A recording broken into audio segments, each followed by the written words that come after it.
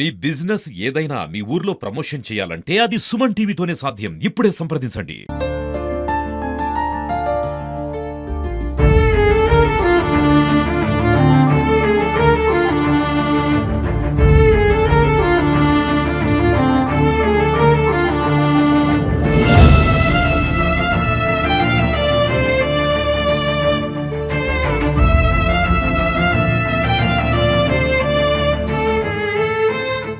రాష్ట్ర వ్యాప్తంగా కలకలం రేపుతున్న బంటి అలియాస్ కృష్ణ యువకుని హత్య కేసులో పోలీసులు అయితే తమ విచారణను వేగవంతం చేశారు. ఇతా ఉన్న పరిస్థితి కనబడుతుంది. ప్రస్తుతం అయితే ఒక అంచనాకు వచ్చారు. ప్రాథమికంగా ఇది పరువు హత్య అనే అంచనాకైతే పోలీసులు వచ్చినట్టు తెలుస్తుంది. దీనిపై మరిన్ని వివరాలు తెలుసుకునేందుకు మనతో పాటు సూర్యాపేట డీఎస్పీ రవికుమార్ గారు ఉన్నారు. సార్ చెప్పండి, పరువు హత్య అంటున్నారు, వాస్తవమా కాదా?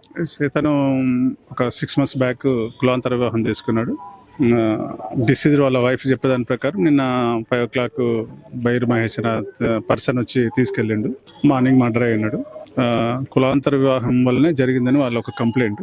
అది పూర్తి విచారణ జరిపితే గానీ కంప్లీట్ అయితే గానీ మనం ఏదైనా చెప్పగలం. ఎంతమంది ఈ హత్యలో పాల్గొన్నట్లు మీకు ఒక ప్రాథమిక సమాచారం? ప్రాథమికంగా వాళ్ళైతే ఇద్దరిని సస్పెక్ట్ చేస్తారు. వాళ్ళు దొరికితే గానీ ఇంకెవరైనా ఉన్నారని చెప్పగలం. అంటే ఎప్పటివరకు ఈ కేసు కొలిక్కిచ్చే అవకాశం ఉంది?